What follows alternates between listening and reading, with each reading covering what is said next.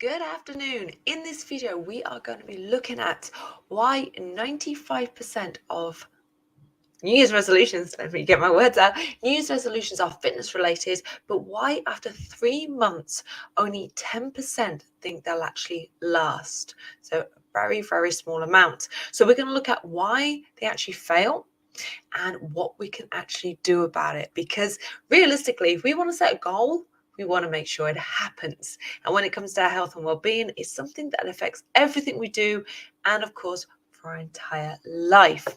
Now, if you are joining, as always, drop in your thoughts, comments, questions. You're on YouTube, hit the subscribe. You'll know every time I go live, or drop in any posts. But like I said, we are talking about your goals. So you can set up for 2023 on that high note, because no one wants to set up to fail. We want to set up to win, right? Okay, so the first thing we're going to go through is there are 7 sort of key points that spur on, I say, failure. Okay, now we all know that failure is the moment that we really quit. So really, you only fail when you ultimately give up on these goals, right? Now, let me just check. Yeah, we're working. We're good. So as long as we don't fully quit, we can change what we're doing. That's fine. We'll get into that afterwards. But the 7 reasons.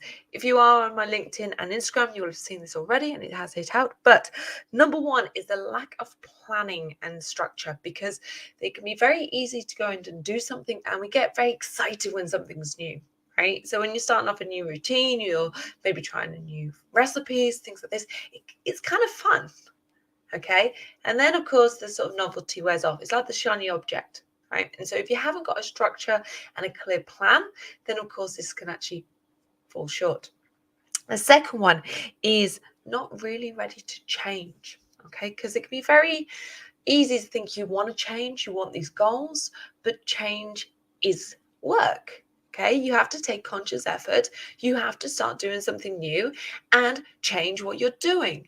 No matter what it is you're trying to change, if you just think just by saying joining a gym is going to all happen for you, here's the big wake-up call. It's not. Okay, you've got to change things that you do to make them happen. All right, and that's how you begin to make it a lifestyle. Right. The third one is connected to the first one, because obviously without structure, we also want to monitor and track. So as I put, you'll see the cover image go up. I don't think it's actually worked. I have to do that later, but I've actually entitled this one, Take a Shameless Selfie. Now, if anyone follows me and has stayed with me for a while, I am not that person who stands there like doing this in the gym all the time. It actually makes me kind of uncomfortable, right? However, it does give you one thing that gives you a measure. Okay, gives you an ability to track. You can see your progress, you can see how you're changing over time. And in fact, you can actually look at things over history. So like if I took some of my photos I've taken, I can go, oh, look, I was in better shape there. I can see why I was lifting heavier, like this. And I can also see when there was times where my body's dysmorphia, because I can remember back and how I felt at the time and these sorts of things. So you can kind of use it as sort of measures of where you're going, okay? Now, a photo is kind of, in some ways, a bit uncomfortable, but it doesn't mean to say you have to put it on social media, okay? So if you take a photo, it doesn't have to go on social, first thing. If you have a coach or something, you may choose to share it with them or a support network, all right? But generally speaking, it's for you and your viewing, okay? The shameless selfie is exactly this. That shameless selfie is for you, right? The idea is it's your tracking, your progress, and things like this. Now, the reason I say a shameless selfie as well is some ways it can feel uncomfortable, particularly if you're looking to lose weight or you're not feeling good about your body, because there can be nothing worse than trying to take measurements and weight and stuff like this. It can actually make you feel really, really bad, okay? Now, it also means that as well, when your body starts to change, sometimes you might not always notice the inches change. Okay, sometimes you may feel different first, and your body can take a few weeks to physically change. Okay, so think about it in this way. If you stay consistent with something, say for 3 months, so we're looking at the 3-month window, we'll use that because that's the one I used in the example about figures dropping. It takes about 4 weeks for you to start feeling different. So that's when you start feeling a bit more energy, you're feeling good for doing what you're doing. In 8 weeks, you start to sort of, maybe you start to see different. You start to feel the leggings get a bit looser or something like that. And it takes about the 3-month mark before other people really start commenting. The odd person will make comment before, But generally speaking, you're looking about 3 months before you start really seeing results. This is why I say change cannot be expected to work, because you've got to stay with it. Consistency, dedication. Okay. Now, not monitoring tracking, because there's several ways to do that. Overconfidence. So that's also a big killer. So, I mean, we always feel with self-doubt. Sometimes it's like a case of being scared to really start. But the overconfidence is, say, the opposite way. Oh, this is easy. I got this. You know what?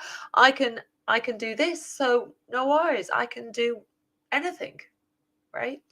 Now, there's nothing wrong with being confident, but there's confidence and there's ego. We want to leave ego at the door. We want to build our own confidence. Okay, so that confidence is a self-belief. It's also the recognizing when something's not very strong for you, recognizing you've got weakness and you may need a little help or support. You know, having a weakness is not a bad thing. Okay, having something that you're not so good at is really not a bad thing. Okay, take the example. I mean, I have a problem speaking, so everyone who watches me, you probably think, "Oh my God, no, you're fine, you're good, you're good."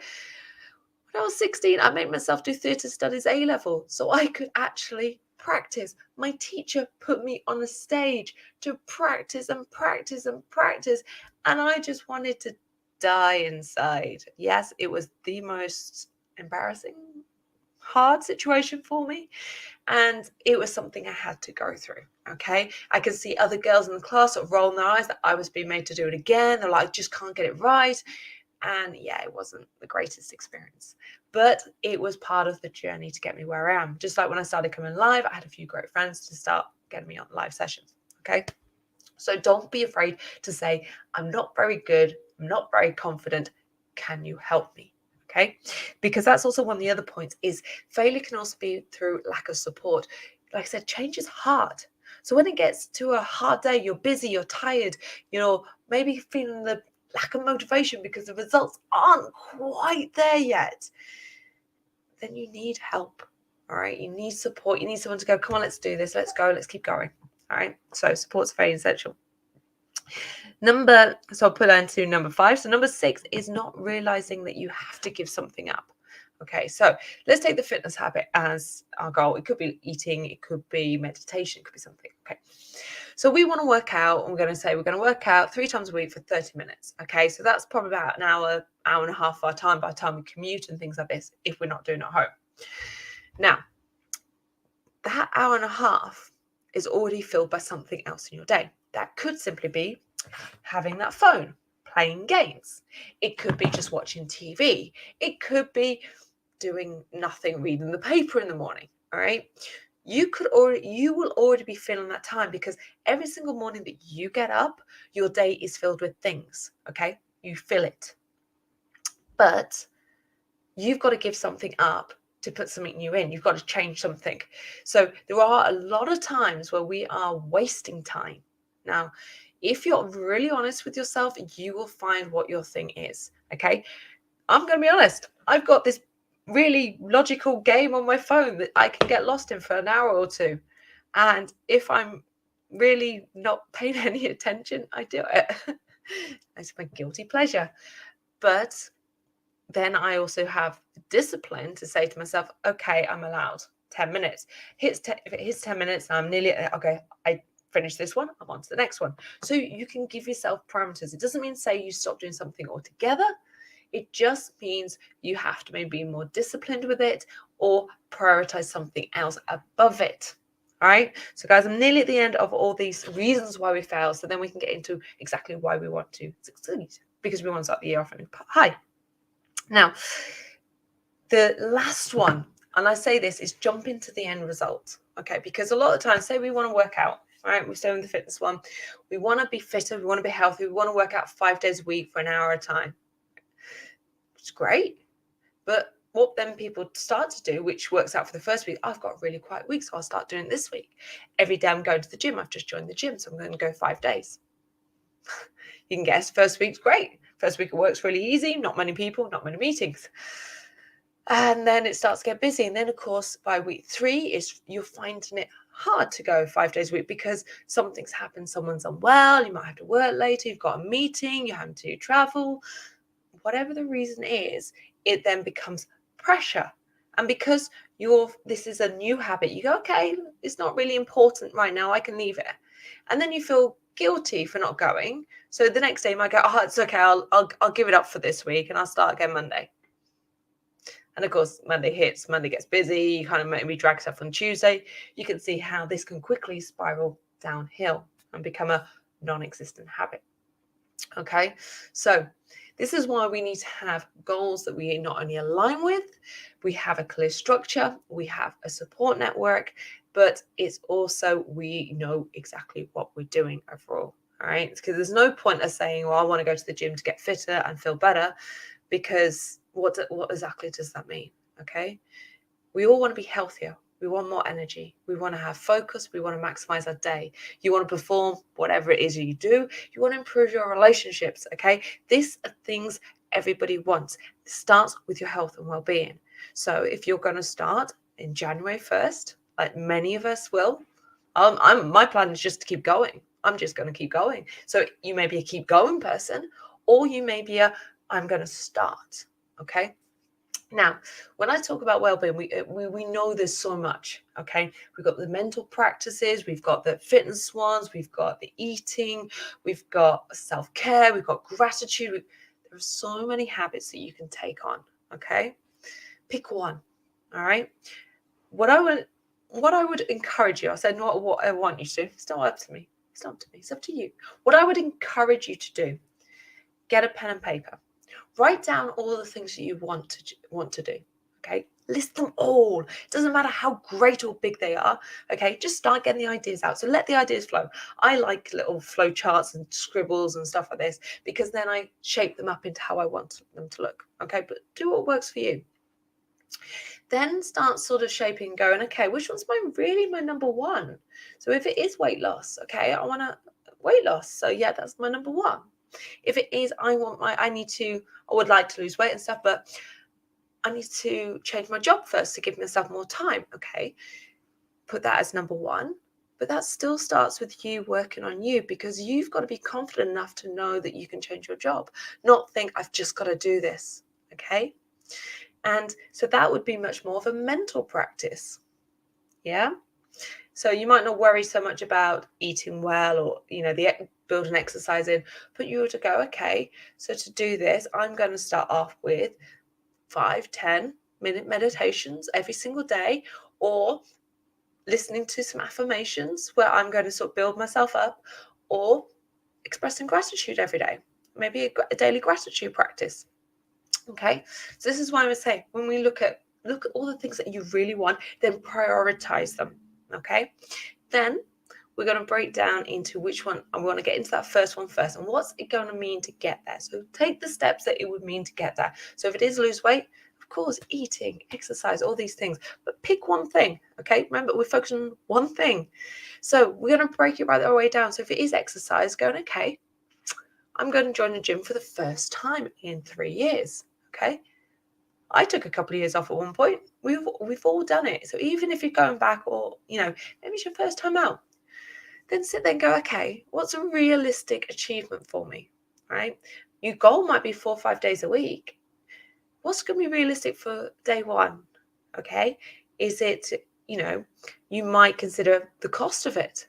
So, for example, if your gym membership's £40 a month, you might go, okay, 4 weeks, that's, if I go once, it's £10 a session. But if I go twice, it makes it £5 a session, which makes it worth it. So actually, I'm going to aim to get 2 sessions in as my minimum, because if I get 2 sessions in, then my gym membership is always cost effective for me to have. Okay. There's a little insight, because as somebody who has taught in gyms for years and made sure I've always had access to free gyms and training, whenever I've had my own space at home, that's exactly what I've done. Is gone, okay, I know I'm doing this for my day off, but how many sessions do I have to use to make it cost effective? Okay, so how much is this investment? Because I may be working out 3 or 4 or 5 days a week, and I may be using the free gym, but I want to make sure the one I'm paying for, I'm still getting value out of. Okay, so it's not about the cost, it's about the value. All right, because I'm like everybody else. I don't want to be paying for something and just throwing it away. We want to invest. So we want to invest in value. That's our money and our time. Okay, that's hence why we're staying focused. Okay, and I keep dancing my hands around, so I do apologize. That's a pet habit of mine. So we write all our goals down. We number them in priority order. We pick our top one because that's where we're starting. We pick one thing that is going to mean that we can do to build to that. Then we look at how we can bring that into our life now. So remember, that's not the final result. That's that little bit that we can go, okay, if this was always my minimum level, so even if I had a week's holiday, even if I was unwell, even if work took over and I could only manage 30 minutes, I would always feel like I've achieved something. That's good to me. Okay, so that might just be stretching, that might be low level, that might be higher level.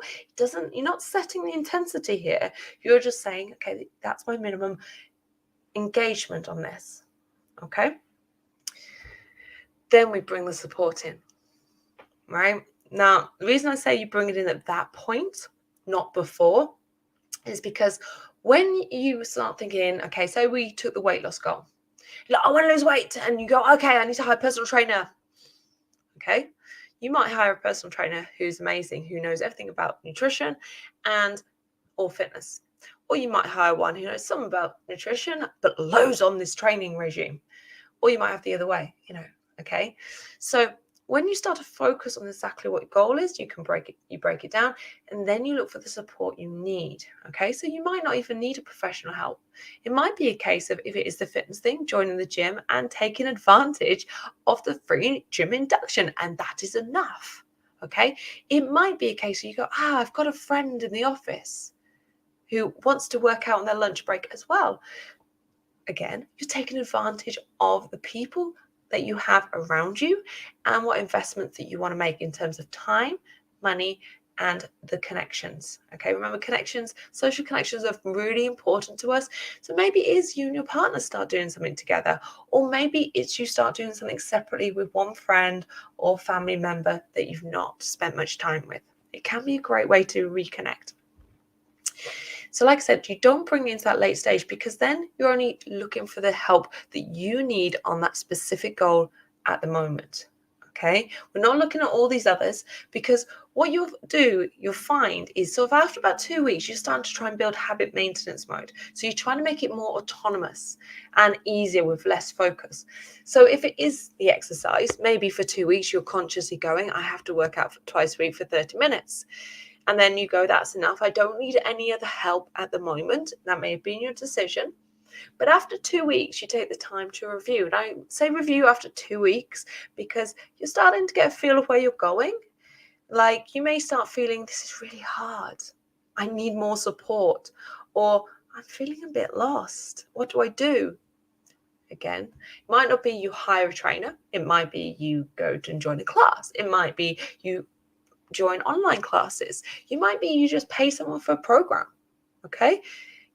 Again, there are so many options out there that are available. And like I said, if we took it into the nutrition side, you could hire a dietitian. You could have a trainer who knows the stuff. Again, you could just download a nutrition plan. And the reason I say you join a nutrition program rather than join a diet, because a lot of diets involve restrictions. And you'll find if you use a strict diet, you'll do this yo-yo.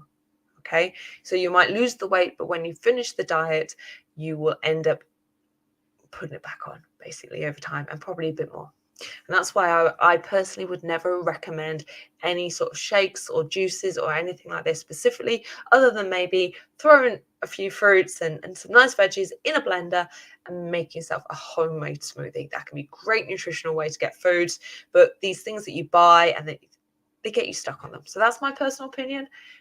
That's what I recommend. I recommend healthy nutrition. Okay. So now we've gone through this. We've written all our goals down. We've prioritized them in order. Okay, so we've got things that are starting to excite us, hopefully, by now. You've then taken your top one and sort of broken it down into how you're going to achieve it. You've then recognized where you need support. So whether that's just a friend that comes with you, whether that's someone just to rave about it or whether it's just a case you take ownership on social media or something. Okay, it doesn't need to be huge, but it's whatever feels right for you. But get the support in there. All right. Now, one of the other phases I said was about tracking. Okay, this is when, because obviously now we're starting to take action. Okay, so as you've kind of set your goals, you've broken them down, we know what we're going to do now, we've decided what support we need, now we'll decide how you're going to track it. Okay, now the reason I say leave it to this point is because you can focus so much on whether you're keeping a diary or whether you're keeping a journal, and it could not even matter, right? You could decide that, okay, I'm going to keep a diary and I'm going to track all my weights and do this and this and this. Yet you're going to spend, your first habit is going to be meditating for 10 minutes every day. They don't match, okay? So it's important that the way you're going to track it is going to be beneficial and actually help you grow to those results. Okay.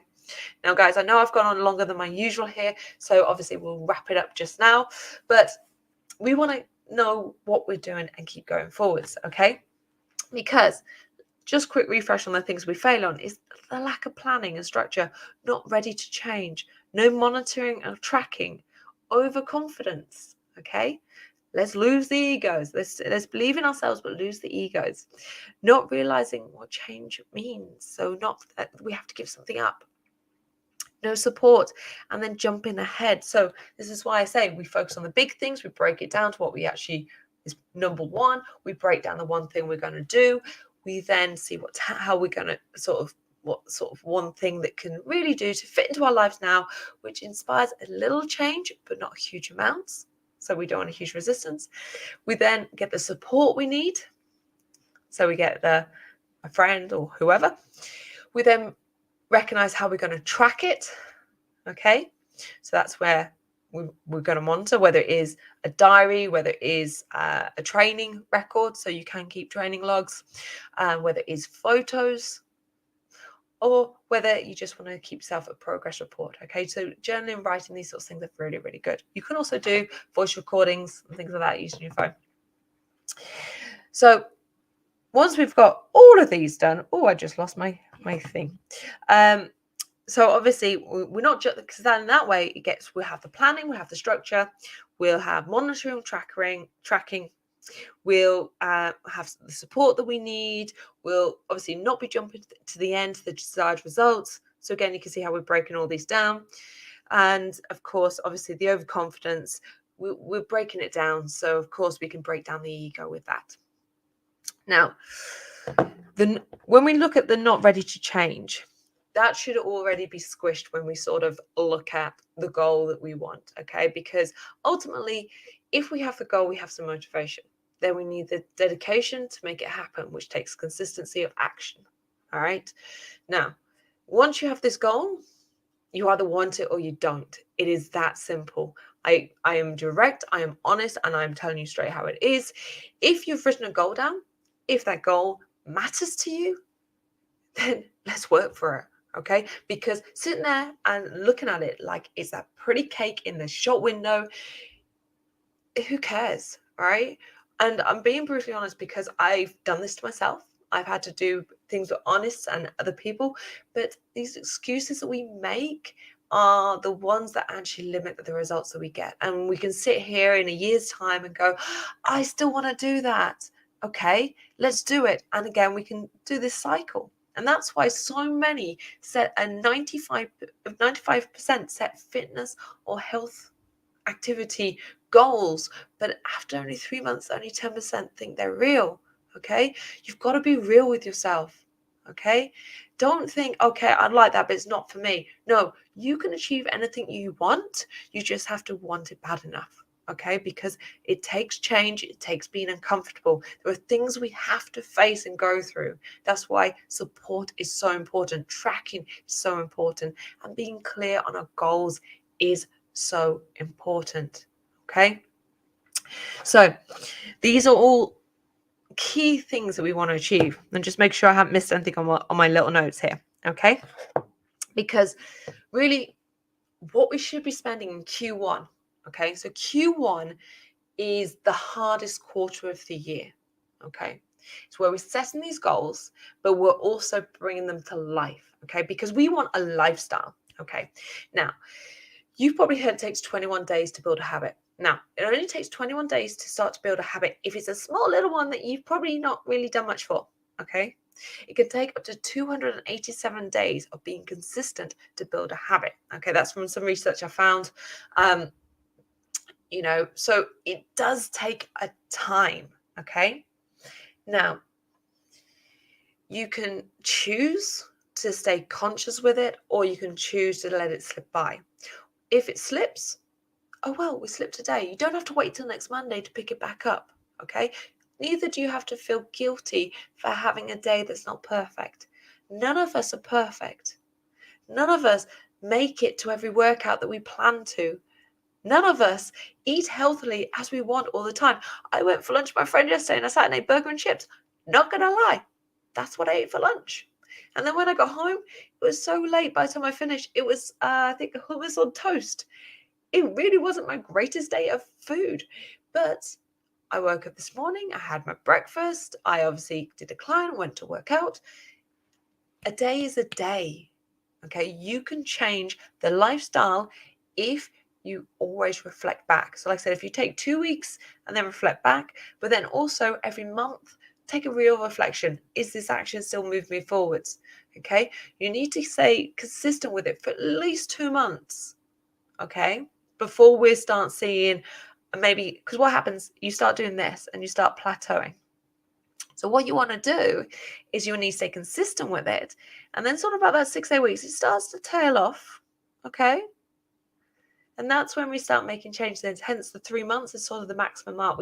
Then we make changes. So the first quarter, Q1, is our hardest quarter. It's going to take much more conscious effort, action, and everything else that we've got. Okay. Our gut strength. Basically, this is getting me so excited because I know in each of us there is this strength. We've just got to tap into it. Okay. And I'm obviously wanting to help you with this. Okay. This is my goal. That's why I'm on YouTube. That's why I'm on LinkedIn. And I've got a fantastic event coming up next Thursday where we're going to help inspire you to start a great 2023.